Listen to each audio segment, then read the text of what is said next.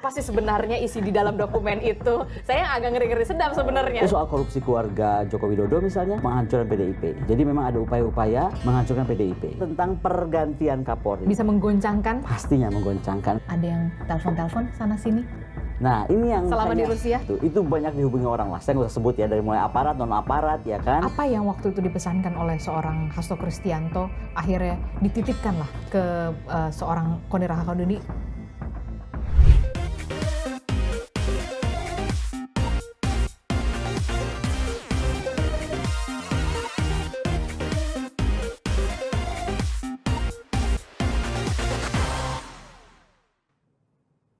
Halo, kembali lagi di On Point with Adisti Larasati. Ada beragam topik dan juga isu yang menarik untuk diperbincangkan di pekan-pekan terakhir ini. Salah satu yang kemudian mencuat adalah soal bagaimana seorang analis pertahanan, Koni Rahakundini, setelah dari Rusia kembali ke Indonesia dengan membawa dokumen rahasia yang selama ini ia pegang secara erat sekali di Rusia. Apa sebenarnya dokumen rahasia yang kemudian dipegang oleh seorang Koni Rahakundini? Dan ini kali pertama Koni Rahakundini berada di tanah air setelah dari Rusia dan langsung ke Indonesia dan akhirnya hadir di On Point with Adisti Larasati. Apa kabar Bu Koni? Kabar baik dan sedikit deg-degan. Kenapa deg-degan? Ketemu engkau nih, soalnya kayaknya pertanyaan bakal mengerikan. Enggak dong, tidak mengerikan. Apa sih sebenarnya isi di dalam dokumen itu? Saya agak ngeri-ngeri sedap sebenarnya. Bu Koni, selamat datang kembali di tanah air. Setelah berapa lama di Rusia? Loh, aku ini cuma liburan loh. Cuma liburan, nggak pulang ya. Ini dalam rangka liburan loh di Jadi Indonesia. liburan dan mengantarkan dokumen dan juga aku mau launching buku aku. Jadi aku tuh dikontrak menjadi guru besar di Rusia tuh selama 5 tahun. Dari 2024 hingga 2029 ya, 2028 ya akhir gitu. Nah, ya jadi setahun kemarin saya tinggal di sana itu status aku jadi guru besar biasa. Tetapi ini juga salah satu alasan aku pulang. Aku tuh berapa bulan ya, 2 bulan lalu ditetapkan menjadi distinguished professor. Dan menjadi distinguished professor itu adalah kasta tertinggi lah kalau di guru besar di Rusia, apalagi kampusku kan langsung di bawah Presiden Putin. Jadi di Rusia itu ada dua kampus besar yang di bawah Presiden. Satu kampusku, Saint Petersburg State University, usianya sudah 300 tahun, dan satu lagi Moscow University. Nggak main-main ya? Nggak main-main. Dan karena itu kan aku kan mendapat green card. Udah, kemudian ada beberapa file yang mesti aku urus di kedutaan besar Rusia di Jakarta karena aku masih berpaspor Indonesia. Jadi memang dalam rangka tidak hanya soal mengurusi dokumen saja yang dibalikin, iya, tapi juga ada 3-4 hal lah yang bikin saya harus pulang gitu. Harus kembali sekalian lah gitu. Dan salah satunya adalah dengan membawa dokumen itu. Ya, karena bukan salah satu, itu yang paling utama sih sebenarnya. Itu yang paling utama? Harus paling utama lah. Gitu. Nah, pasti banyak yang akhirnya bertanya-tanya, apa sih sebenarnya isi dokumen 37 file dokumen yang akhirnya diserahkan oleh ke Wasekjen PDI Perjuangan? Tapi jangan dijawab, saya belum tanya soal itu. Ya. Tapi saya ingin bertanya dulu. Anda kemudian ke Rusia, selama Anda di Rusia membawa dokumen rahasia itu, membawa dokumen rahasia itu yang diserahkan seorang Hasto Kristianto kepada Anda, dititipkan kepada Anda. Ada yang telepon-telepon sana sini? Nah, ini yang selama di Rusia? Makanya salah satu alasan juga, ini pertanyaan keren karena nggak pernah ada yang nanya. Jadi salah satunya itu yang bikin aku kesel gitu kan. Kenapa kesel? Adalah mereka tuh banyaknya nggak berani tanya aku. Lalu? Nanyanya kepada asisten aku tuh di sana punya 2 asisten. Satu anak Indonesia yang sudah 8 tahun tinggal di Rusia, dia master dari kampusku. Dan satu lagi asistenku orang Rusia gitu kan, perempuan. Jadi aku punya staf laki dan perempuan. Nah, dua-duanya terutama yang laki ini gitu, itu banyak dihubungi orang lah. Saya nggak usah sebut ya, dari mulai aparat, non-aparat ya kan. Dan macam-macam lah, udah aku judulnya. Itu yang ditanya, ibu di mana? Ibu sedang kemana? Rumah kosong nggak? Bisa datang? Kan anak-anak ini jadi stres ya. Jadi saya pikir, oh ini nggak bener nih gitu. Apalagi yang saya tahu, orang-orang ini juga kenal saya. Lain kalau nggak kenal. Beberapa orang yang telepon itu kenal. Dan buat aku loh, why don't you call me? Gitu kan, itu satu. Kan kesian dong, urusan aku merepotkan orang. Yang lebih parah, rumahku itu, kan rumahku tuh luar biasa ya. Di sana tuh guru besar tuh ditreat begitu hebat. Kamarku tuh 5. Rumahku di tengah sebelah istana atau enggak sebelahnya, tahu ini enggak, Museum Faberge. So it's very in the center of the city, it's very beautiful. Nah, karena kamarku banyak, rumahku besar, kalau sahabatku datang ke Rusia, sahabat deket nih, aku masih suruh di rumah aja lah yang perempuan-perempuan dong. Udah di rumah aja, rumah gue oke banget, lu tinggal ke Faberge, tinggal ngapain masih di hotel? Ngapain di hotel, lu tinggal kemana? Percaya nggak sih, begitu 1-2 hari di rumah, dia upload aja foto, langsung DM-nya diserbu bermacam-macam orang. Mempertanyakan juga dokumen, apa segala. Kan apa sih ini gitu loh, aku pikir kok jadi aneh ya. Udah kayak gitu. Nah, itu juga salah satu yang bikin aku pikir, oke deh, kalau gini caranya gitu. Tapi pas pada saat itu Bu Kony ketika Bu ada telepon dari ini, Ibu nggak mencoba untuk menelpon balik atau? Loh, aku bisa aja telepon, tapi sekarang gini, kalau mereka pejabat loh ya, ada beberapa pejabat, bisa telepon staf aku yang mereka nggak pernah kenal dalam hidupnya, orang anak ini 8 tahun tinggal di Rusia, kenapa mereka nggak bisa kontak aku langsung yang mereka sering berinteraksi? Once aku malah coba telepon, saying something gitu. They pretend they don't ask anything. Ya gue juga pura-pura bego aja. Jadi lucu kan. Nah itu juga membuat aku, kok kayak gini ya caranya gitu.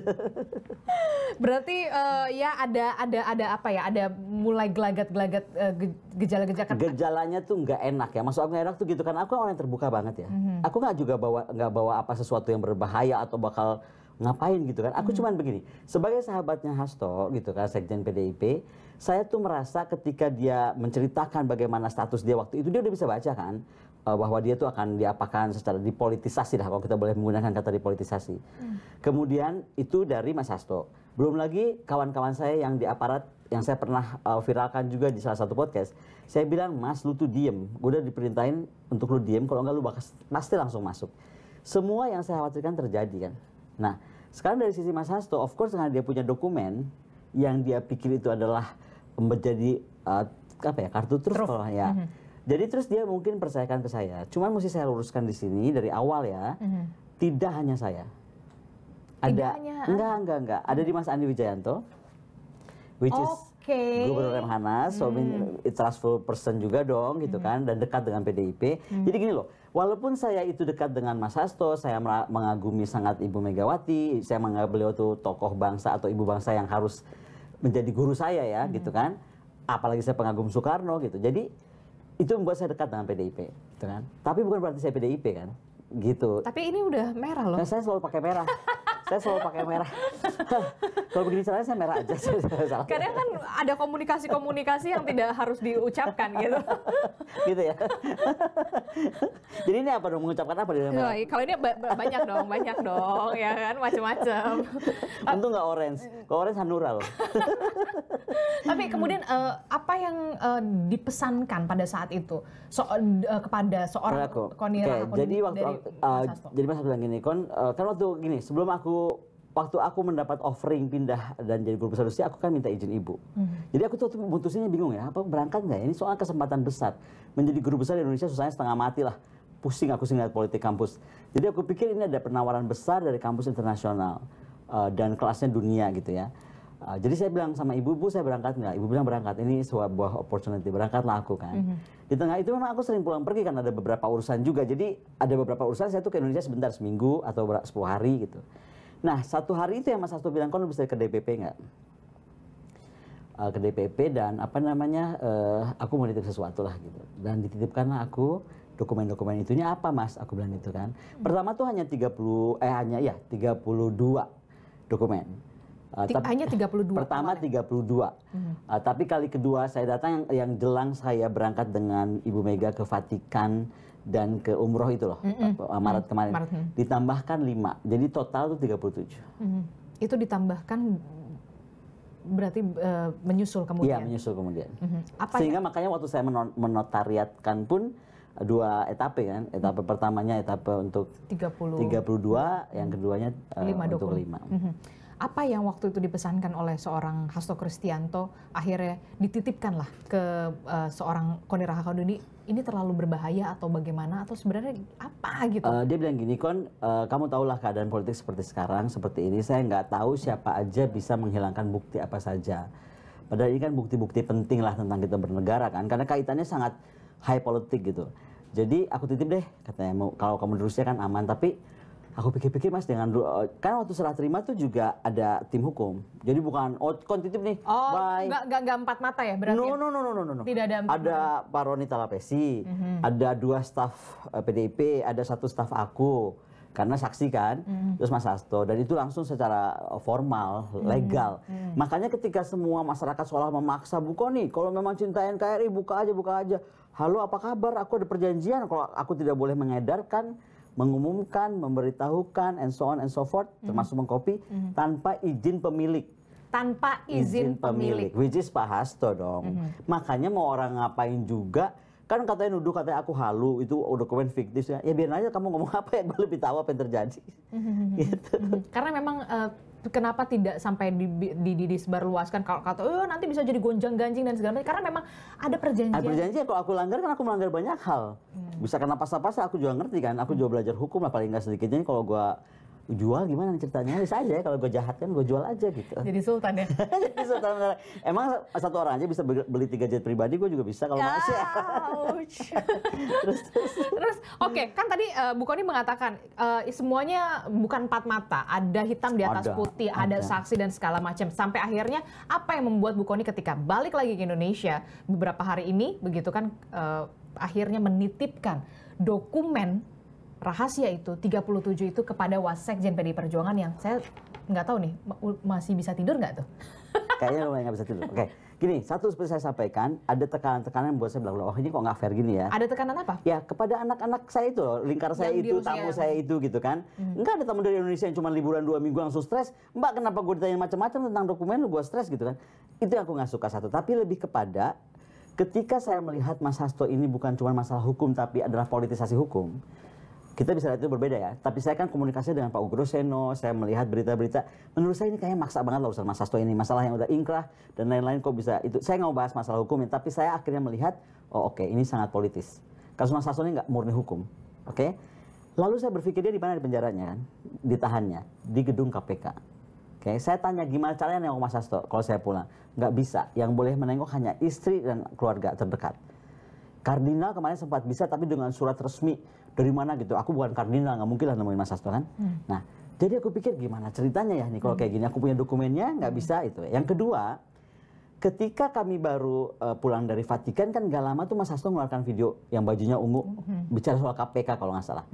Itu aku langsung dipanggil Ibu ke Teguh Umar bersama Mas Andi. Hari apa? Begitu itu pas siangnya keluar.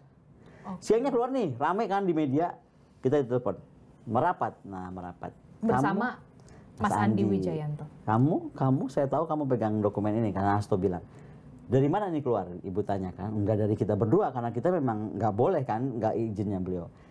Jadi ya udah Ibu bilang, pokoknya mulai sekarang nggak usah, maksudnya jalankan aja sesuai perintahnya Mas Hasto. Kalau tidak beliau izinkan bicara, jangan bicara gitu. Tapi yang video tadi siapa yang keluarkan? Bukan aku, bukan Mas Andi juga gitu. Nah, disitulah saya yakin bahwa Mas Hasto nggak cuma saya berdua, pasti ada pihak lain dan pasti PDIP. Iya dong, pasti ada dong. Jadi backup satu di Rusia, backup satu lagi di Mas Andi, backup satu lagi di PDIP. Apa yang kemudian pertemuan itu kan pasti berlangsung lama bersama dengan Ibu Ketua Umum PDIP? Oh, saat itu sangat berlangsung lama dan berhari-hari, karena saat itulah Mas Hasto kan ditetapkan. Jadi itu adalah detik-detik tidak mudah. Dan saya kagum pada Ibu. Kekhawatiran saya kan kalau partai sebesar PDIP, kemudian sekjennya itu kan tangan kanan Ketua Umum ya, ditahan, itu kan pasti goncang lah partai itu. Makanya saya salutnya pada Ibu tuh, saya soalnya ada di sana ya, sekitar 1 jam setelah pengumuman udah pakai baju orange, langsung Ibu mengeluarkan pengumuman. Sekjen di tangan saya. Jadi saya merangkap Ketua Umum dan Sekjen. Dan disitulah kelihatannya keren banget ya. Emang jadi leader tuh harus punya jiwa pemimpin. Dan tenang, Ibu tuh nggak ada emosi, nggak ada apa. Cuman agak tertegun gitu kan. Dia biasa kan kalau beliau tertegun, beliau sedang kontemplasi dengan atau berdialektika dengan ayahandanya kan. Gitu. Tidak ada terlihat emosional atau apa? Ada lah, pasti ada, tapi tegar kan. Makanya contoh perempuan tegar tuh ya harus dari Ibu Mega.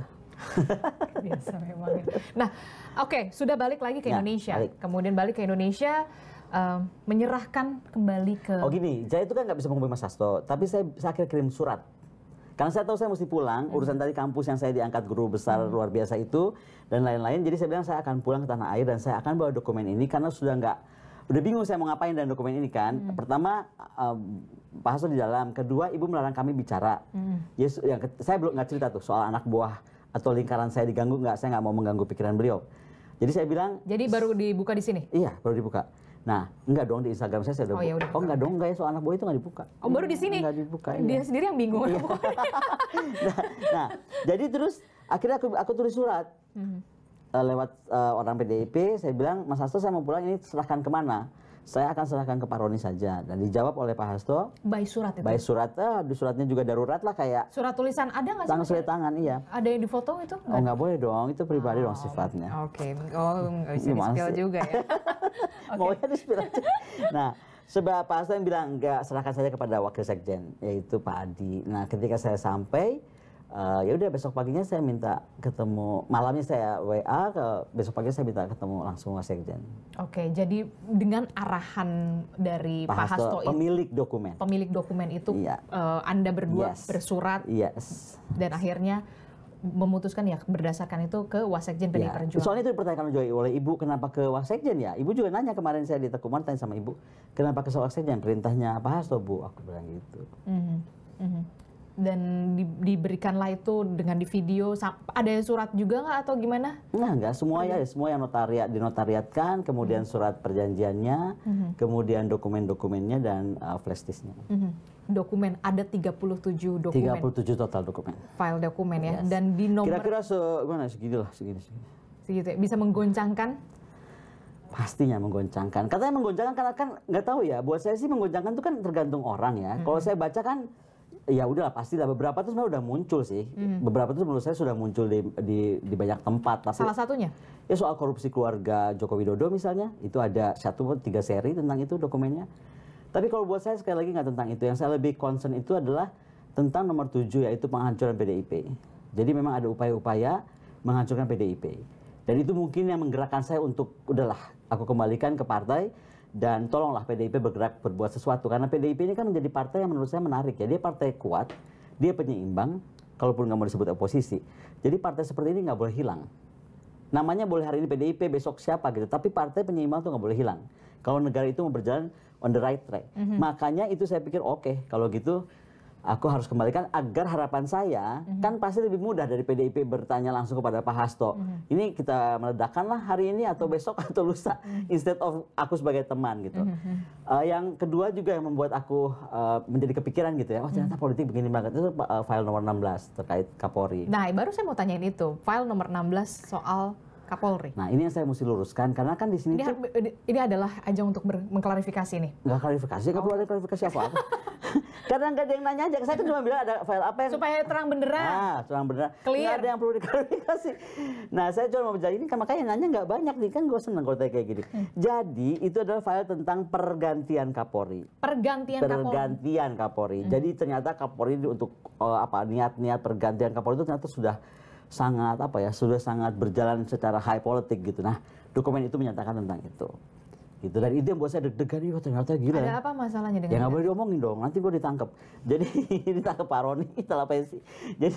Jadi pokoknya intinya tentang pergantian Kapolri, bukan Kapolri ada apa-apa nih. By the way Pak Kapolri, tenang-tenang aja Pak Kapolri, it's nothing really special. Okay. Tapi ternyata ada pergerakan politik, high politik untuk pergantian Kapolri. Ada apa di balik pergantian itu? Nggak usah kita bahas. Nanti tanyakan saja kepada Sekjen PDIP, namanya Mas Adi. Wasekjen PDI Perjuangan. Saya sudah tidak lagi memiliki file dan sudah saya serah terimakan dengan formal.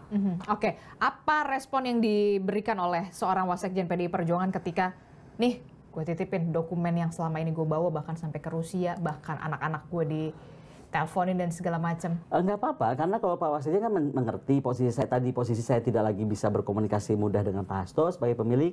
Kemudian kedua, saya menjadi guru besar luar biasa, artinya saya kan dapat green card.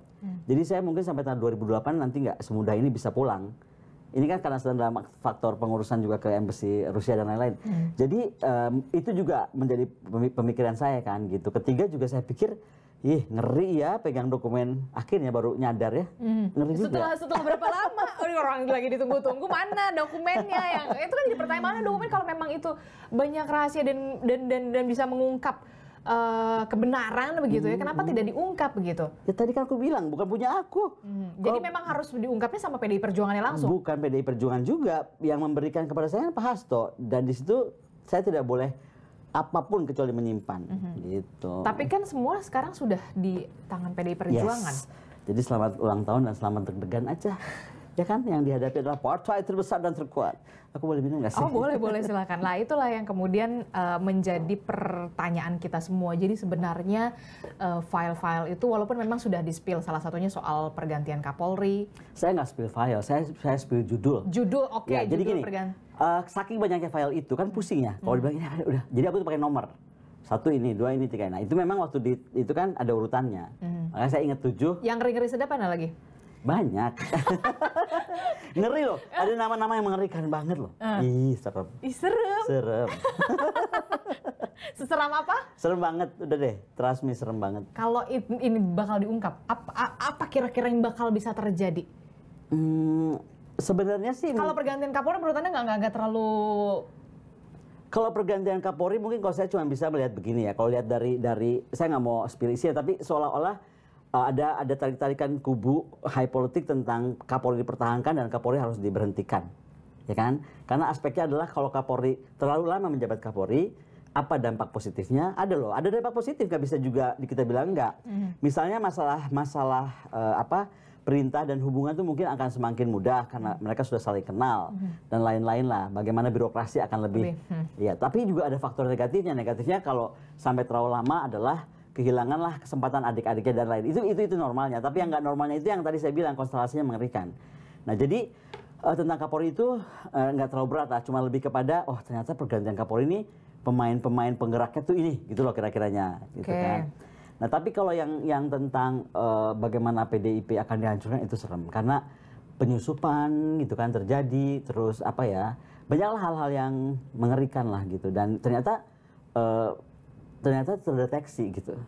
Rapat-rapat di mana, jam berapa, siapa gitu, melibatkan siapa aja, tokoh-tokoh bangsanya gitu. Di jalan apa, nomor berapa. Itu ada semua. Termasuk penyusup-penyusup itu. Termasuk penyusup dan pengkhianat. Oh, apa iya? ya namanya? Kalau gitu ya pengkhianat lah. Kalau kita menjadi anggota partai, saya nggak pernah jadi anggota partai, tapi kalau saya perhatikan ADART PDIP kan jelas ya. Ketika kita menjadi anggota tuh kita jadi kader. Kader itu setia kepada ketua umum. Jadi kalau kita nggak setia kepada ketua umum, ya atau membelot ya kalau bukan pengkhianat. Berarti ada itu nyata? Ada nyata semua. Dan Anda tahu itu siapa? Tahu. Jadi kadang-kadang kalau lihat orang ini, oke deh gitu. Warawiri di media ini. Warawiri. Oh iya? Yes. Hanya 1 orang, 2 orang, 3 orang? Ada top berapa 5? orang, tapi ketika saya sampaikan kepada ibu langsung bilang, saya tahu. Saya sudah tahu. Ibu tuh kan matanya juga, kalau saya aja punya, kalau saya punya dokumen dengan mata yang banyak dan menjadi dokumen, apalagi seorang ibu bangsa Megawati Soekarno Putri dan kupingnya lebih banyak, tangannya lebih banyak, matanya lebih banyak kan pasti. Gitu. Jadi ketika saya sampaikan ibu, tidak terlalu terkejut. Iya, ini dia menariknya seorang ibu tuh ya, nggak pernah terkejut. Gue juga heran, ibu tuh tenang banget ya. Tenang, itu yang aku mungkin mesti belajar ya. Aku orangnya kan gedebak-gedebuk gitu ya. Oh ini yang mesti belajar. Jadi tenang dan terus kepala dingin, berpikir panjang, sabar. Ibu tuh bilang sama saya tuh, kalau kita lagi terbang, kamu tuh mesti cuma belajar 1, sabar. Jangan terlalu mau terburu-buru menyelesaikan masalah, karena semua terus dipikir. Holistic approach. Gitu. Jadi makanya ngejar-ngejar dokumen itu hati-hati, nggak semudah itu. Kalaupun aku mau, belum tentu boleh sama ibu. Kalaupun aku mau nekat misalnya gitu, belum tentu boleh. Ada berapa? Kan kita nggak nyebutin nama. Ada berapa? 5, 10? Nama-nama besar itu. Di yang file nomor 3 itu sekitar 5 orang. Kau tahu ini cenayang nih kayaknya misalnya. Top 5 kan aku bilang top 5 kan, top 5. Di file nomor 3 ada sekitar 5 nama besar gitu. 5 nama besar di tubuh PDI Perjuangan? Enggak. Di belantara perpolitikan, high politika Indonesia. Berarti bukan hanya di PDI Perjuangan, itu di luar PDI Perjuangan. Ini kan nggak tentang PDI Perjuangan. File-file ini kan tentang tadi macam-macam. Jadi memang itu tidak di dalam tubuh PDI Perjuangan, tapi di luar itu. Ya, top tapi 5 di dalam sistem pemerintahan. Di dalam sistem pemerintahan. Dan memegang peran strategis. Ya mungkin peran strategis atau dana strategis saya nggak tahu ya. Bisa juga kan. Dana strategis? Bisa juga kan, aku bilang gitu. Bisa juga aku nanya, Kalimantan tanya. Oke, baik. Gak termancing juga. Oke. Kenapa kemudian, itu tadi kenapa ke Wasekjen, kenapa nggak ke Roni Talapesi? Kan saya udah bilang sama Mas Hasto, Mas saya serahkan ke Pak Roni kan, Pak Hasto bilang enggak. Itu Alasannya kenapa?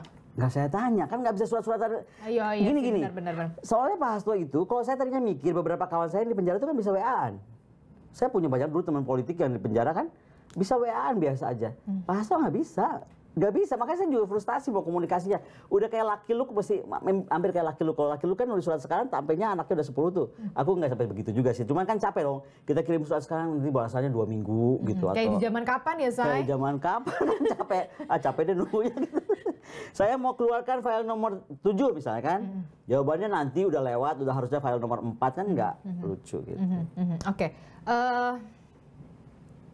Apakah ini akan dikeluarkan satu persatu oleh seorang Hasto Kristianto setelah ini selesai, atau kemudian nanti akan dikeluarkan oleh PDI Perjuangan atau bagaimana? Nah, saya kan nggak bisa mewakili PDI Perjuangan, saya nggak bisa mewakili juga Pak Hasto.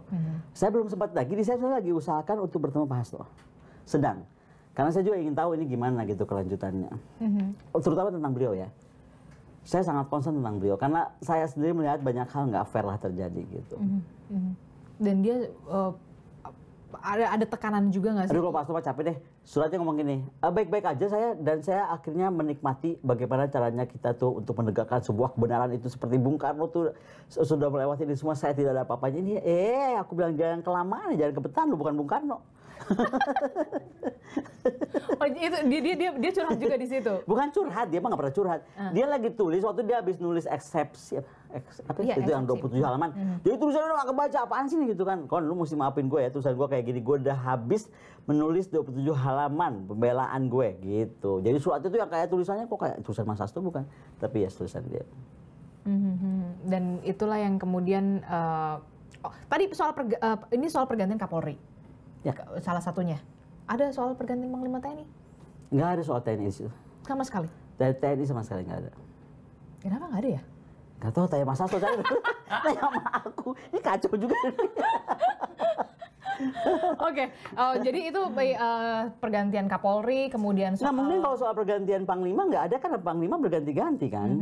Memang sudah sewajarnya. Kan dari zaman Pak Kapolri ini kan dari zaman Pak Hadi, siapa lagi, Pak Andika, Pak Yudo, Pak Agus, mungkin itu ya, aku nggak tahu. Iya. Jadi nggak ada. Tapi aku harus aku senang ini ditanya, karena tadi juga Kapolri nanya nih, gue kenapa Kapolri gitu kan? Nggak apa-apa Pak, nggak apa-apa Pak, cuma soal pergantian Bapak. Jadi nggak ada yang gimana-gimana ya? Panglima clear. Panglima nggak disebut sama sekali. Sama sekali. Iya, aku berharap malah ada Panglima soal undang-undang TNI. Apa sih nih gitu kan? Nggak ada, padahal itu aku pengen tahu sih. Itu dia. Nah, apa yang pada saat kemarin Ibu Koni ke Teku Umar, selain soal tadi Anda menyebutkan ada beberapa nama dan segala macam, beliau juga tidak terkejut dan segala macam. Apa ada pesan khusus nggak yang disampaikan oleh? Enggak, ibu itu bergeraknya by sistemnya, itu yang makanya kita lihat. Begitu saya dipanggil, langsung semua orang-orang PDIP, Waksekjen semua dipanggil, udah langsung tanyakan ini sekarang di mana, terus kita mau apakan, ada di mana sekarang posisinya, amankan gitu. Udah, kalau saya cuman oke, saya sudah tahu, terus ibu cuman bilang bahwa ya of course terima kasih saya sudah menjaga dokumen itu baik-baik kan, nggak sama sekali saya bocorkan gitu. That's it. That's it. Yang kedua ya ibu, kami berdiskusi karena kemudian Mas Andi juga datang. Gini ya, ini saya pribadi ya, bukan ibu. Saya cuma melihat bahwa ini ibu waktunya memang tahun ini kan betul-betul go internasional. Ibu diundang ke Vatikan, bertemu Pope sebelum meninggal, diangkat menjadi advisor untuk sekolah 1,5 juta sekolah Katolik seluruh dunia. Kemudian diminta oleh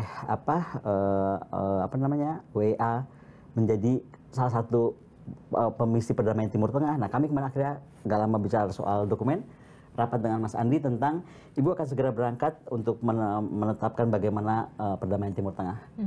Karena mungkin saya itu salah satu yang sepakat dengan apa yang disampaikan Bu Puan ya. Karena nggak semua orang juga ada seperti Bu Puan. Tapi Bu Puan itu benar, orang Gaza itu tempatnya di Gaza. Jadi ide untuk membawa ke Indonesia tuh nggak sederhana itu, akan sangat kompleks. Apalagi kemarin saya ketemu juga Mas Andi bawa ahli teroris.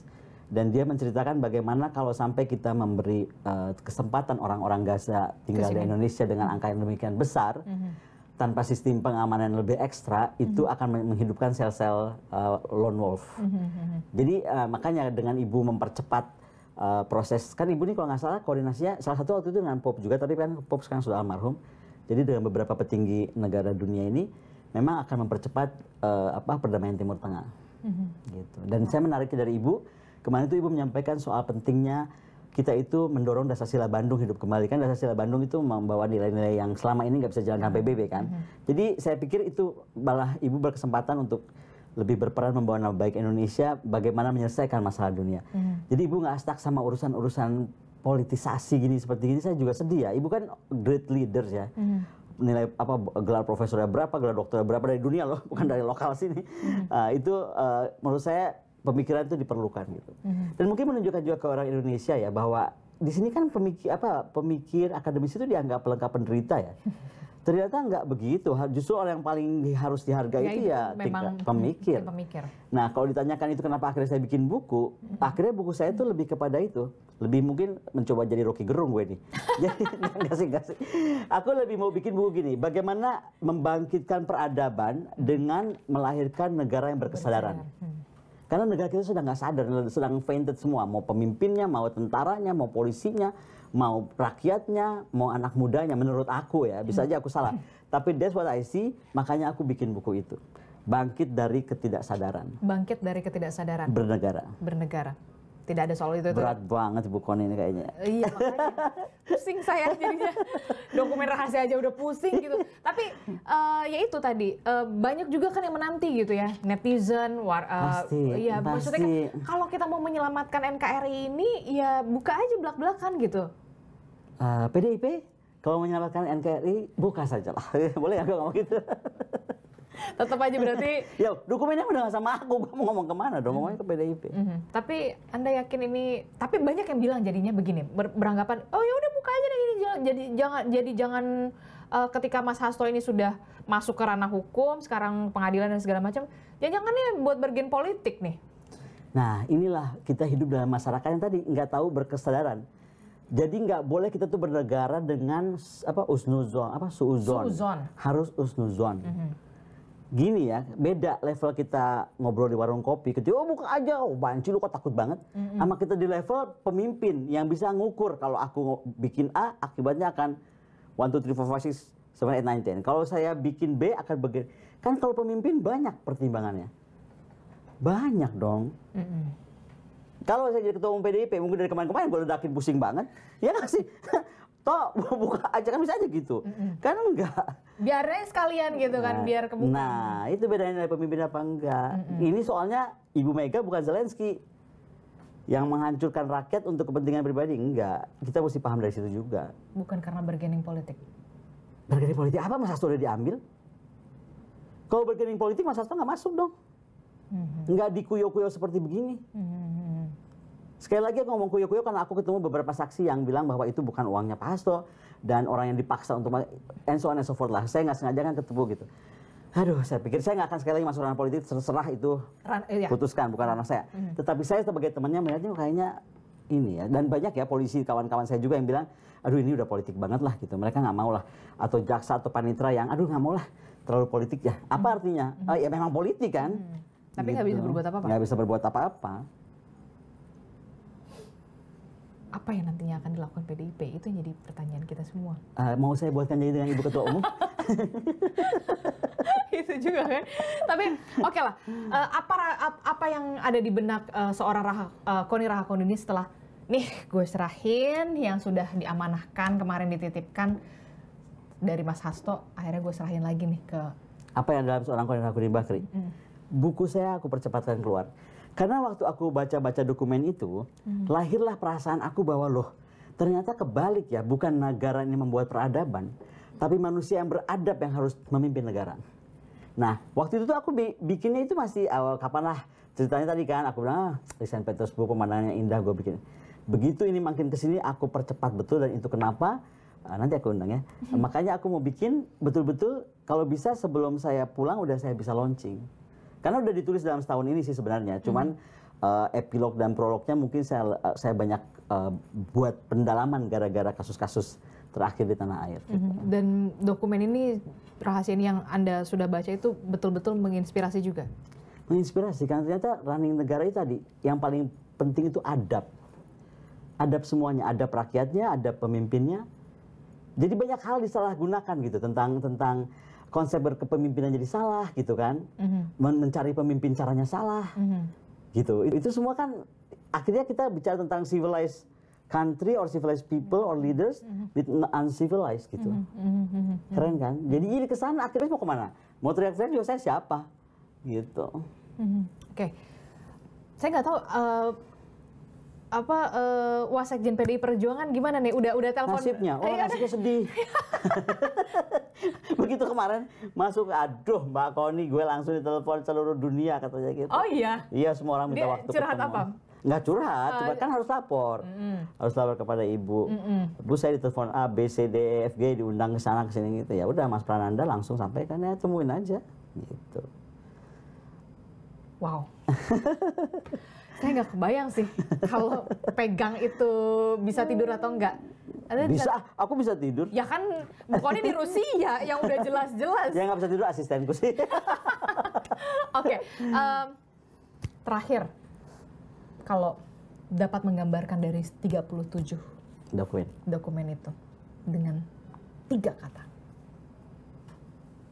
Jangan pernah terulang. Jangan pernah terulang. Harganya terlalu mahal karena yang akan kita korbankan itu negara. Yes.